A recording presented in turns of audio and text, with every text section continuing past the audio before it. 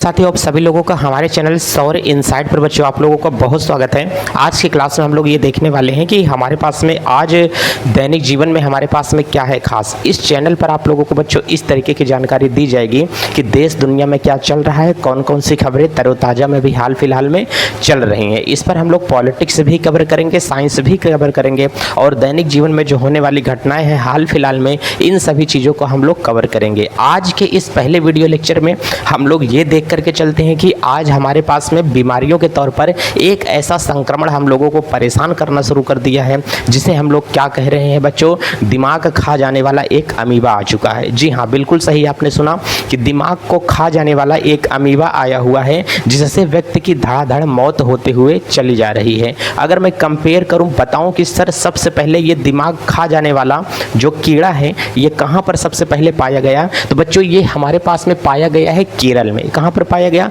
बच्चों? ये केरल में सबसे पहले पाया गया है और केरल में जो 69 मामले हैं, 69 व्यक्ति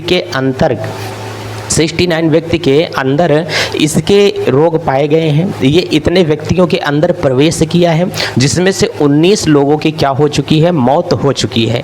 जी हाँ, ये एक प्रकार का अमीबा होता है। इनकी जो प्रजातियां होती हैं 47 प्रजातियां होती हैं, जिसमें से इसकी पहली प्रजाति जो हमारे पास में होती है इसे नाइग्लेरिया फाउलेरी कहते हैं।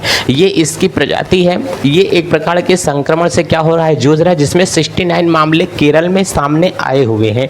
19 लोगों की क्या हो चुकी है, मौत हो चुकी है। ये पनपता कैसे है, ये फैलता कैसे है, पहले हम इसके बारे में आपको जानकारी दे देते हैं ताकि आपको ये पूरा लेक्चर समझ में आए आसानी से।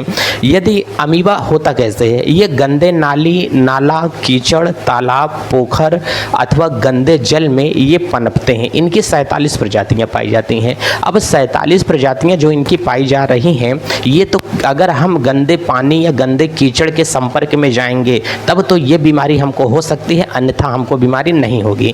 लेकिन यदि आप लोग स्विमिंग पूल में नहाते हैं, झरने में नहाने के लिए जाते हैं, ऐसा पानी जो बहता हुआ पानी है या तो स्थिर पानी है, दोनों जगहों पर इसके होने की संभावना है। ठीक है। अब बच्चों अगर यहाँ से इसकी बात आती है, ये सबसे पहले हमारे नाक के अंदर जाता है, नाक के द्वारा ये हमारे ब्रेन तक पहुँचता है और ब्रेन में जाने के बाद में दिमाग को यह क्या करता है, खाना शुरू कर देता है। दिमाग को जब ये खाना शुरू कर देता है तो उस दौरान व्यक्ति की 3 से 4 दिन के अंदर मैक्सिमम क्या होती है, मृत्यु हो जाती है। तो इस बीमारी से बहुत ज़्यादा बचा जा सकता है क्योंकि इसका अभी तक वैज्ञानिकों को कोई इलाज नहीं मिला है। थोड़े समय के लिए इसको रोक सकते हैं। अगर मैं यूं कहूं, ये कोरोना से हजारों गुना ज़्यादा खतरनाक है। कोरोना अगर किसी को होता है तो कोरोना की तो वैक्सीन बन चुकी है, लेकिन अब इसकी हाल फिलहाल में कोई वैक्सीन और इसकी कोई दवा नहीं है। जिस व्यक्ति को ये इस रोग से जो व्यक्ति ग्रसित हो चुका, जिसके अंतर्गत दिमाग में ये प्रवेश कर लिया है, उसकी मौत होना निश्चित एकदम से क्या है, तय है। इसलिए ज़्यादातर अपने को बचा कर रखें कि जो घर में बच्चे हैं छोटे छोटे, ये नहरों में नहाने के लिए ना जाने पाएँ। बहुत से गांव में बच्चे होते हैं नहर में नहाते हैं, नहर में नहाना उनका पसंद होता है। तालाब में नहाने के लिए वो जाते हैं गर्मियों के दिनों में। गंगा जी आजकल इतनी ज़्यादा दूषित हो चुकी हैं कि वहाँ पर भी आपको इसके होने की संभावना पाई जाती है। तो गंगा स्नान से भी बचिए। मैं एक हिंदू होने के नाते मैं ये कह रहा हूँ कि गंगा स्नान ना करें, लेकिन मैं आप ये भी जान रहे हैं कि बहुत सारे बैक्टीरिया और कीटाणु वहाँ पर आ चुके हैं क्योंकि इतने ज़्यादा बाढ़ का पानी हर तरफ से वहाँ पर आ रहा है, तो यहाँ से होने की संभावना है। यदि आप दूषित जल से दूर रहते हैं, अपने घर की जो टंकी है छत के ऊपर उसका पानी नहीं पीते हैं, तब तो आप सेफ रह सकते हैं। स्विमिंग पूल में भी ना जाएं। जिस स्विमिंग पूल का पानी चेंज ना होता हो वहाँ पर ना जाएं। यदि उसका जो क्लोरीनीकरण किया जाता है उसमें क्लोरीन अगर नहीं डाला जा रहा है, क्योंकि क्लोरीन डालने से पानी क्या होता है, स्वच्छ होता है, वो नहीं किया जाता है, तो आप लोग वहाँ पर भी नहाने के लिए न जाएं। अन्यथा ये बीमारी एक प्रकार की जानलेवा बीमारी है।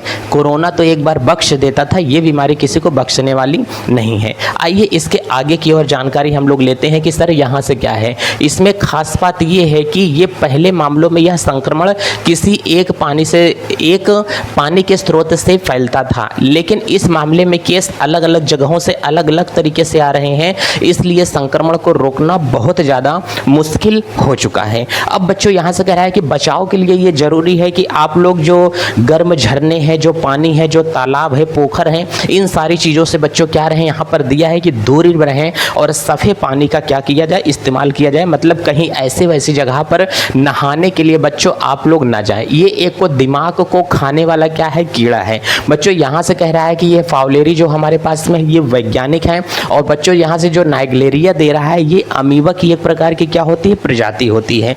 तो दिमाग को खाने वाला जो एक प्रकार का क्या है, कीड़ा होता है, या एक प्रकार का सूक्ष्म अमीबा है जो गर्म पानी और नदी, झील, तालाब में क्या होता है, पाया जाता है। इसका मुख्य आहार क्या होता है, बैक्टीरिया होता है। सारी चीज़ों की मैंने आपको जानकारी दे दी है। संक्रमण के बाद में 3 से 4 दिनों में व्यक्ति की क्या होती है, मौत होती है। और समझिए, मैं आज जैसे गंदे पानी में गया, मैं नहा करके आया हूँ, तो ये हमारे नाक के द्वारा दिमाग पर प्रवेश करेगा। नाक से दिमाग तक इसको चढ़ने में 12 से 14 दिन का इसको समय लगता है, लेकिन दिमाग पर चढ़ जाता है तो 3 से 4 दिन में ही व्यक्ति की मौत होती है। यूँ कहें कि 15 दिन के अंदर अंदर व्यक्ति पूरी तरीके से समाप्त हो जाएगा। अब सर हमको हुआ कैसे है, हम लोग कैसे पता करें कि हमारे दिमाग में ये अमीबा पहुँच चुका है, इसकी जानकारी कैसे हम लोगों को होनी चाहिए। तो आप लोग भी बिल्कुल सही सोच रहे हैं किस तरह इसकी जानकारी हमको कैसे हो। तो अच्छी बात इसकी हमारे पास में ये होती है कि जिस प्रकार से कोरोना एक व्यक्ति से दूसरे व्यक्ति के शरीर में पहुंच जाता था, मुझे अगर कोरोना हुआ है तो तुमको भी कोरोना हो जाया करता था, लेकिन इसके अंदर ये नहीं होगा, टच टू टच नहीं होगा।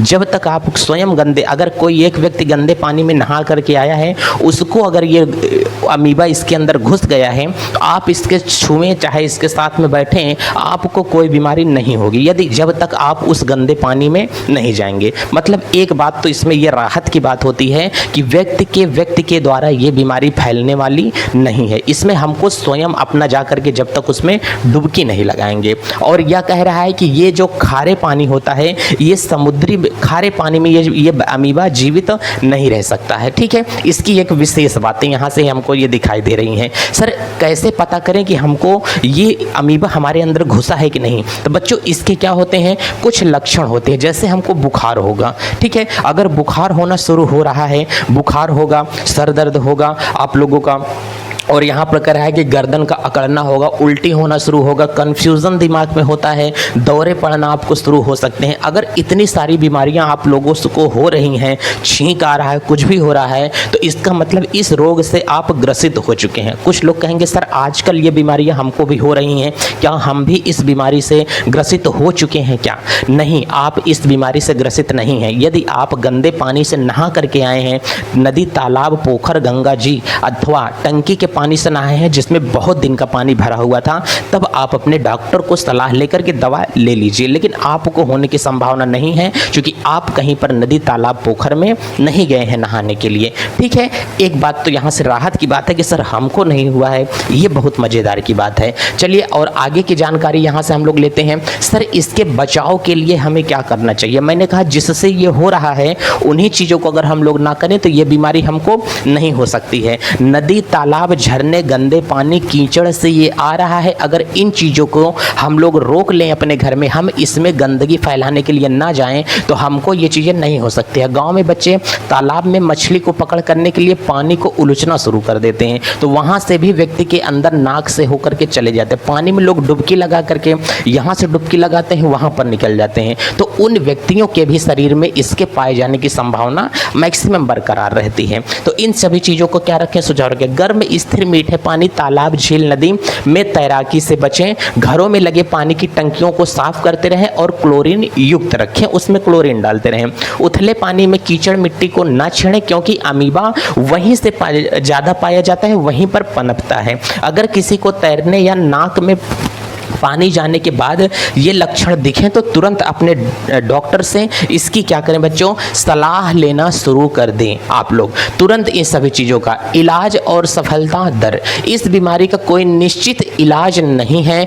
अब तक जितने मामले आए हैं लगभग 97% व्यक्तियों की मौत हो चुकी है। इसमें इन व्यक्तियों का कोई बचाव संबंध नहीं है क्योंकि अभी इसकी दवा नहीं बन पाई है। जल्द ही पहचान और इलाज ही बचाव का एकमात्र इसका क्या है, तरीका है। जितनी जल्दी आप इस लक्षण को पहचान लें, अपने डॉक्टर को दिखा दें, आपका डॉक्टर यदि आपको बचा लेगा तो बहुत बड़ी महानता की बात होती है, क्योंकि डॉक्टर ही भगवान है। समझ में आ रहा है? तो बच्चों इसी तरीके से बहुत सारे नए नए अनोखे वीडियो को पाने के लिए जो वीडियो में कमी आपको समझ में आ रही हो, किस तरह ये चीज़ वीडियो में कमी है, थोड़ा सा ये ऐड कर दीजिए तो बहुत अच्छे तरीके से समझ में आ जाएंगी।